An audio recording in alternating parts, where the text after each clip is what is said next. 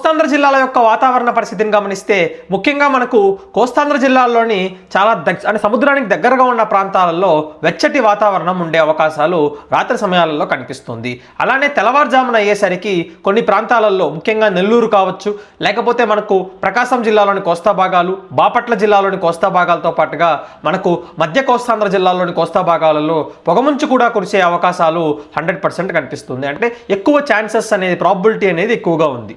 దాంతోపాటుగా వచ్చేసి అరకు వ్యాలీ సైడ్లో కూడా తెల్లవారుజామున సమయంలో మనకు పొగమంచుతూ ఉంటుంది. అలానే వచ్చేసి చల్లటి వాతావరణం కూడా ఉండే అవకాశాలు అరకు వ్యాలీ సైడ్లో కనిపిస్తుంది. తిరుపతి, అలానే వచ్చేసి మనకు పల్నాడు జిల్లా కావచ్చు, ఎన్టీఆర్, దాంతోపాటుగా వచ్చేసి రాజమహేంద్రవరం సైడ్లో మనకు అంటే చల్లటి వాతావరణం రాత్రి సమయంలో, అలానే వేడి వాతావరణం పగటి సమయంలో ఉండే అవకాశాలు కనిపిస్తుంది. అంటే ఆ యొక్క టెంపరేచర్ అనేది చాలా ఫ్లక్చువేట్ అయ్యే అవకాశాలు, తెల్లవారు నుంచి రాత్రికి వెళ్ళేసరికి ఒక 20 డిగ్రీలు మనకు ఫ్లక్చువేట్ అయ్యే అవకాశాలు 100% మనకు కనిపిస్తుంది. కాబట్టి ప్రజలు చాలా జాగ్రత్తలు వహించాల్సిన అవసరం అయితే చాలా ఉంది. దాంతోపాటుగా వచ్చేసి మనకు రాగల రోజుల్లో మనకు ఏమవుతుందంటే ఈ ఎండల తీవ్రత అనేది మరింత పెరిగే అవకాశాలు 100% కనిపిస్తున్నాయండి.